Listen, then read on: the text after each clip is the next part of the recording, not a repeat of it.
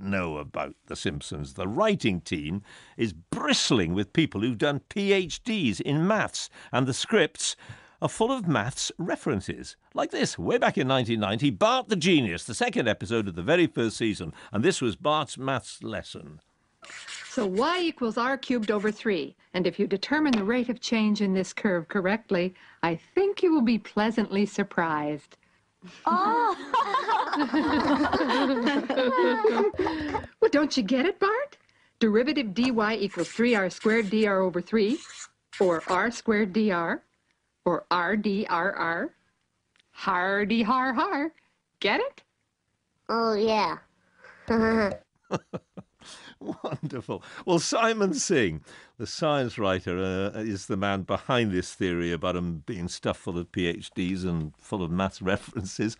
He's written a book about it, The Simpsons and Their Mathematical Secrets. You've got a bit of persuading to do here, Simon. Oh, gosh, it's easy to persuade you because the writer of that episode, one of the writers on the team, was a chap called Al Jean, who was such a brilliant teenage mathlete that he went to Harvard. You did say mathlete, oh, yes, didn't he you? was in the athletics team at school. He went to Harvard when he was 16. He was another writer on the team was a chap called Mike Reese, another mathlete, who was corresponding with mathematicians like Martin Gardner when he was 13 years old. And it goes on and on. Ken Keeler has a PhD in applied Don't tell me maths. another mathlete. Oh, absolutely. And they, although they've abandoned maths for comedy writing, and as you say, it's the greatest sitcom in history, they still love maths, and so they drop in little bits of mathematics over the years. It's true. It's true. But all right, but look, why does a mathlete? I'm going to have to use that word over and over again until I accept it. Why does a mathlete give up mathleting to become a comedy role? Well, there's more money in it, I suppose. Well, I think they were all torn. They were all torn between these two loves. But is there a connection here between being good at maths and being very, very funny? Well, there are some British mathematicians who've become comedians, people like Dave Gorman and Dara O'Brien. Right, but I met the writers last year and I said to them, how come you've all ended up here at The Simpsons? What is the link? And some of them said that if you're a mathematician, you love logic, you love playing with logic, you love bending logic, twisting logic, even breaking logic. And when you get to the illogical, that's where humour appears. So that's where they think it comes from.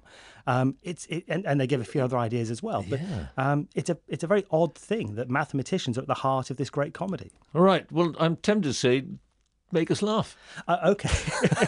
What they don't do is put in the maths to block the humour or block the plot. So what they'll do is things called freeze frame gags. So if you pause the episode, there's an example called an episode called Marge and Homer Turn a Couple Play. If you freeze the frame, you'll see a scoreboard which has something called a Mersenne prime number, a narcissistic number, a perfect number. If you freeze frame The Wizard of Evergreen Terrace, you'll see a reference to Fermat's last theorem. If you freeze frame Homer Cubed, a segment of Treehouse of Horror 6, you'll see a reference to P versus NP. This is surreal.